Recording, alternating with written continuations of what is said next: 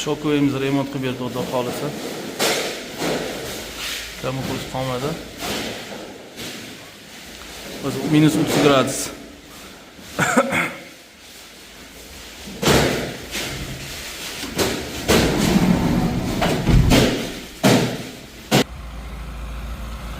Xudo xolasa bunda qilingan ishlar, filtrasiya shutilimizni almashtirdi. Bu sborishniy varianti.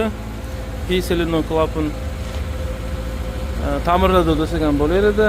Utechkadan bartaraf qilindi, xudo xolasa 2 kun mobaynida azotlarni olib kelib tekshirib, xudo xolasa kamuflaj qolmadi.